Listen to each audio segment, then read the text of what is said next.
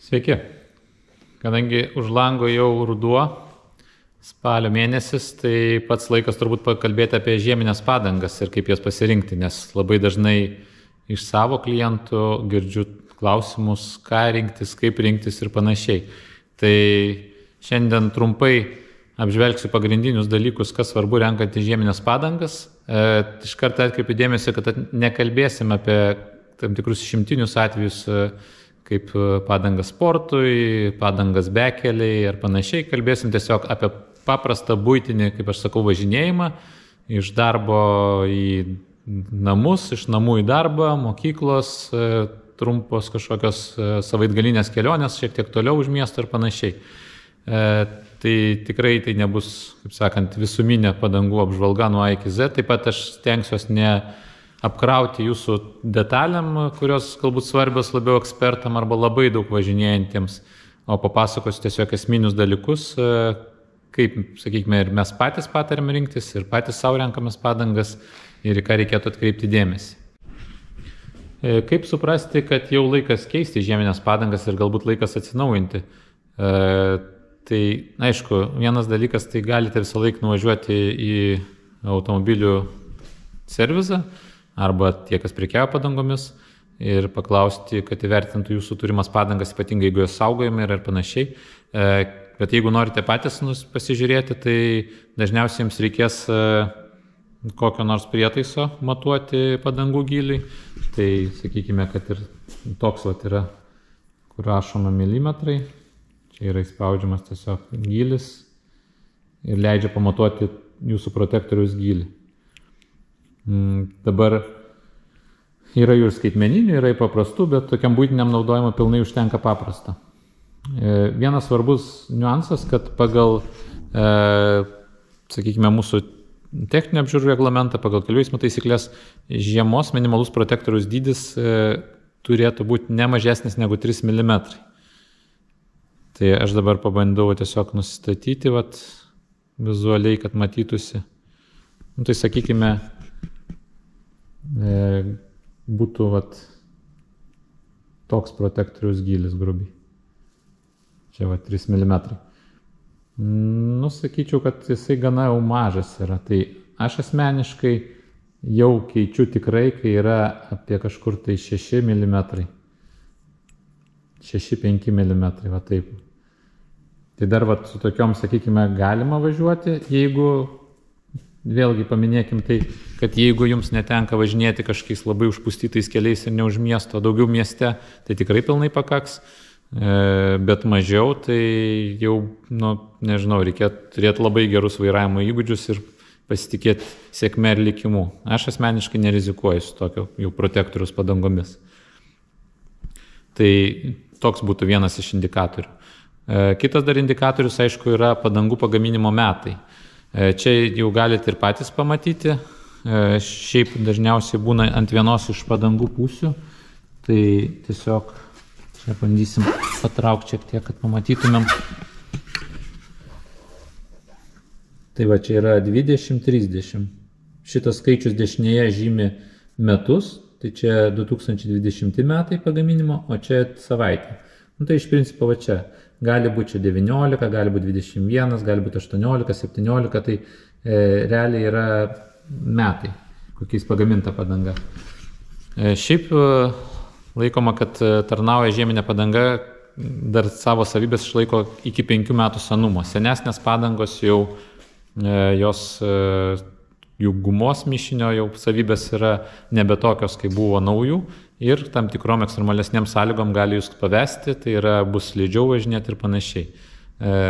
Tie, kas turi galbūt daugiau patirties, tai tą pajaučia iš karto, kai iškrinta pirmas sniegas, pirmi plikledžiai, tai pajaučia, kad tiesiog jau tas stabilumas automobilio ir stabdymas nebe toks, koks buvo anksčiau. Tai vėlgi viena iš indikacijų, kad reikia pasikeisti padangas.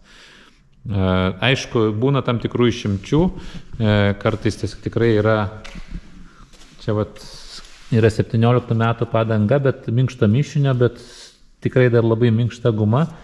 Ir su šitom padangom mes dar klientui tikrai leisim važiuoti šį sezoną. Bet sakau, čia labai individualu ir jeigu tiesiog nesate įgūdęs padangų žinovas arba nesate tikri, tai tokia indikacija būtų, kad nesenesnė negu 5 metai. Lygiai tas pats yra su pirkimu naujų padangų. Neapsigaukite, nes kartais internete tikrai rasite gerų padangų kainų, bet kai pirksite, irgi pasižiūrėkite, nes būna, kad kai kurie gamintojai tiesiog iš likučių sukomplektuoja, sulipdo komplektus ir ten teko matyti, ten būdavo 15 metai viena padanga, tada kelios padangos 17 ir ten viena, pavyzdžiui, 22 metų. Nu tai vėlgi yra tam tikras pasukčiavimas, sakyčiau, nes tiesiog iš skirtingų parduotuvių, iš skirtingų likučių surenkamos padangos, padaroma geresnė kaina, tiesiog, kad negulėtų jie ir žmogui parduodama, ir jeigu jisai nesupranta, tiesiog nusiperka kaip normalias geras padangas ir džiaugiasi.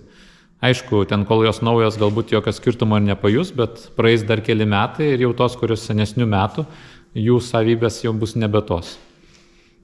Tai pats pirmas dalykas, tai aišku, išsirinkti dydį, ką mes žiūrėsime. Tai su dydžiais turbūt kaip ir daugmaž aišku yra, kur mes galime rasti, bet pasakysiu dar. Tai galim ant padangos matyti, dažniausiai yra skaičiai. Čia 2, 3, 5, 5, 5, 18. Tai šitos koduotės pilnai užtenka, kad suprasti, kas pas jūs yra. Čia yra kitas 2, 15, 70, 16. Tai tiesiog tą galite pasižiūrėti pas save ant automobilio, kas stovi. Arba vėliau dar parodysiu, yra atidarius automobilio dažniausiai dureles arba degalų užpilimo dangtelį. Taip pat yra gamintojo nurodomi galimi padangų dydžiai. Tai čia vienas dalykas. Dabar, kas svarbu, taip pat renkantis pirmiausia ir kokius klausimus aš pats užduodu žmonėms, jeigu klausia manęs, ką pasirinkti, tai kur važinėsit ir kiek važinėsit. Nes nuo to priklauso, kokio gerumo jums reikia padangų žieminių, kokius, sakykime, gamintojų ir panašiai.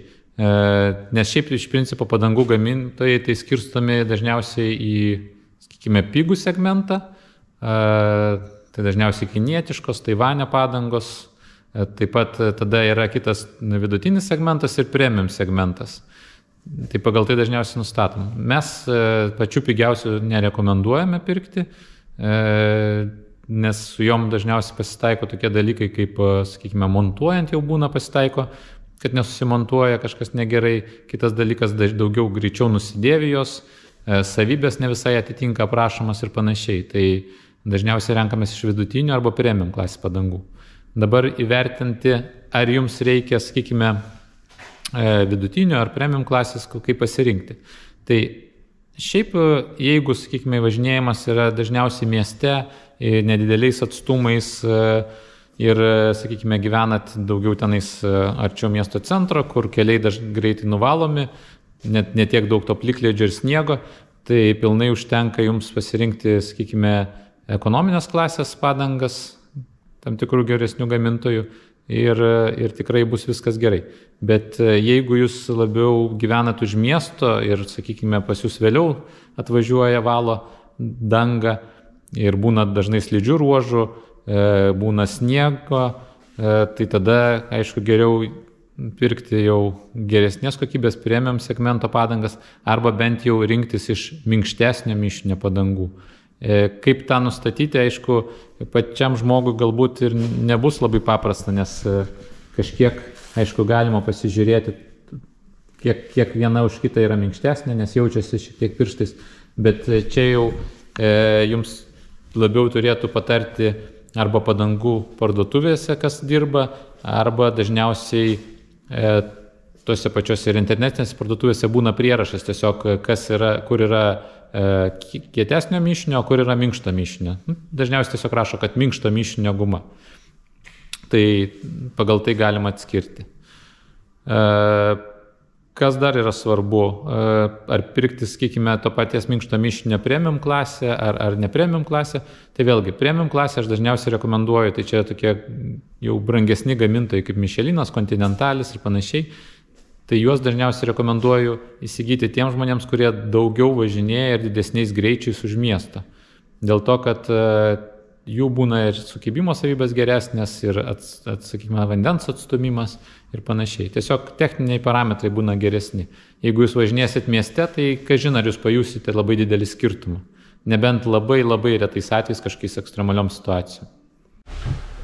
Dar kalbant apie padangas, dažnai sulaukiu klausimo pastaruoju metu apie universalias padangas, nes visgi mūsų tas nuvažiuojamas atstumas Lietuvoje nėra didelis ir žmonės sako, kad jeigu tai yra antra, pavyzdžiui, mašina šeimoje arba yra, kad ir viena mašina, bet labai mažai nuvažiuojama tiek vasarą, tiek žiemą, gal labiau apsimoka pirkti universalias padangas. Tai už visas tikrai neatsakysiu universalias padangas, bet realiai kiek susidūrė patys ir esame išsibandę per ilgus laikotarpius, tai dažniausiai toks yra pasakymas, kad tai, kas tinka viskam, netinka niekam. Tai aš galbūt nebūsiu toks visiškai kritiškas ir pasakysiu gal kiek kitaip, kad iš esmės tam tikrais atžvilgiais galbūt, jeigu tikrai gero gamintojo, geros universalios padangos, jos galėtų būti išeitis, bet reikia atsižvelgti tai, kad kokie yra pastebėjimai, kad vienas dalykas universalios padangos, tai jos dažniausiai vasarą greičiau dėvisi negu paprastos vasarinės, o žiemą vėlgi jų savybės, jos būna slidesnės negu geros žieminės. Tai sakykime, jeigu pas mus, aišku, Lietuvoje ten dabar tų tikrų žiemų labai mažai būna, tai tokiais atvejais galbūt net ir nepajusi ten didelio skirtumo ar diskomforto, bet pavyzdžiui, vis tiek būna kartais savaitę ar dvi, kai to sniego tikrai daug prikrenta, būna daug plikledžių ir panašiai, arba kai būna vasara labai karšta, 30 ir daugiau laipsnių, tada ir pasimato ten tikrieji trūkumai universalių padangų, nes tada vasaros tampa slidžios prie didelių sniegų karščių, greičiau susidėvi, o žiemą jos, kai būna ekstremalesnės situacijos, ekstremalesnės sąlygos, jos tada nedirba taip puikiai kaip geros žieminės padangos, tada su jom sunkiau sustabdyti automobilį, sunkiau valdomas jisai būna ir tada, kai mums labiausiai reikia, sakykime, kad jos mūsų saugotų ir gelbėtų, jos mūsų paveda. Tai, sakykime, tokie būtų pastebėjimai apie universalias padangas. Tai čia jau klausimas dažniausiai individualus, kiek jūs norite rizikuoti, kiek pasitikite savo vairavimo gebėjimais ir kaip galite nuspėti, kokia šiais metais bus žiema arba vasara ir kiek tų sezonų tarnaus. Tai asmeniškai, jeigu žiūrint savo atveju, tai aš visą laiką esu labiau už 2 komplektus padangų. Tai reiškia geras žieminės padangas ir taip pat vasarinės padangas. Dar vienas klausimas, kuris užduodamas mums dėl padangų būna, o kaip su naudotom padangom, gal nupirkti jas, nes dabar padangos, sakykime, tikrai ir šį sezoną yra tikrai išbrangusios ir gal tikrai verta pataupyti šitoje vietoje ir nusipirkti naudotus. Tai su naudotom padangom, vėlgi, mano rekomendacija yra tokia, jeigu norite pataupyti, tai tada taupykite galbūt vasarai, nes žiema, tai tikrai žiema yra tas metas, kai reikia mums to saugumo ir kad tikrai tada, kai reikia, mašina sustotų ir saugotų ir mus ir kitus. O vasarą, sakykime, tokių ekstremalesnių sąlygų mes mažiau turime, tai jeigu jau taupysim, tai taupysim tada. Ir vėlgi, bet jeigu jūs vasarą važinėja didesniais greičiais, važinėja daug už miesto, tai aš vėlgi rekomenduočiau geriau pirkti naujas padangas, kad ir ne ten premium klasės gamintojo, bet tiesiog, kad jos būtų naujos. Tas pats ir su žiema. Jeigu ten jau tikrai trūksta pinigėlių ir norisi pataupyti arba neleidžia galimybės, tai jau geriau pirkite tada, kad ir naujas kinietiškas padangas, ten pigesnės, bet naujas. Nes jūs turėsite daugiau protektoriaus, geresnį sukibimą, jos galbūt mažiau tarnaus, bet jos tikrai bus naujas. Nes su naudotom padangom yra tikrai nemažai, sakykime, tų niuansų, tai jūs turite, sakant, stebėti ir tos metus pagaminimo vienas dalykas. Tada jas labai gerai apsižiūrėti, nes gali būti pažeistos, gali būti klijuotos, gali būti laiptuotos. Ką turiu omenyje apie laiptuotos, tiesiog paviršių būna, kai brauki, jaučiasi tokie nelygumai, kad negražiai taip netolygiai braukėsi. Čia irgi taip sunku vizualiai paaiškinti, galima parodyti kartais. Ir tai ne visi klientai tą mato, tai jau nekalbant, kad ne visi meistrai tą pamato, tai tokie niuansai. Kitas dalykas, kai jos nesumontuotos, jūs perkat jas naudotas, tai vėlgi jūs, jeigu montuosite ne dabar, vėliau arba ne toj pačioj vietai, Tai montavimo metu gali tam tikri defektai pasimatyti, kurie ant nesumontuotos padangos net nesimatys. Tai vėlgi, kitas dalykas, tos gumos minkštumas, taip pat kiek jos buvo važinėtos, kada važinėtos, ar buvo tik žiemą eksploatuotos, ar ir vasarą, tai irgi duoda tam tikrą įtaką padangos kokybei. Tai daug tų kintamų ir čia klausimas, ar jūs tikrai norite į tą veltis ir ar norite tuom užsiimti. Tai vienintelis turbūt atvejis, kai aš sakau, kad dar galbūt galima kažką naudoto pirkti, jeigu jūs perkate iš, sakykime, tikrai savo gerai pažįstamo žmogaus, kuris ten, tarkim, nusipirko ten praeitą sezoną naujas padangas ir, sakykime, prieš šią žiemą pardavė mašiną ir jam tikrai liko tas komplektas, jis tinka pagal jūsų dydžius padangų, tinka pagal automobilį ir jūs tikrai žinot, kad jisai pirko jas naujas, mažai naudoja, tai tokiais atvejais taip, galima pataupyti ir nupirkti iš to gero pažįstamo, giminaičio ar panašiai. Bet kitais atvejais tai čia yra tokia didelė loterija, kur ir mes patys nenorim tą veltis rizikuoti ir jums nerekomenduojam. Galite kreiptis mūsų Ace, visą laiką padėsim, parinksim, nupirksim, sumontuosim, patarsim dėl eksploatavimo ir panašiai. Ir saugiai važinėsit. Tai dar kartelį saugių kelionių, jeigu kažkokių kyla klausimų, tai rašykit komentaruose, skaitysim, pasistengsim viską atsakyti, arba jeigu tų klausimų susikaups daug, tai padarysim dar vieną video ir ten, kaip sakant, tos visus atsakymus sudėsim, kad jie nepasimestų ir visi galėtų juos išklausyti.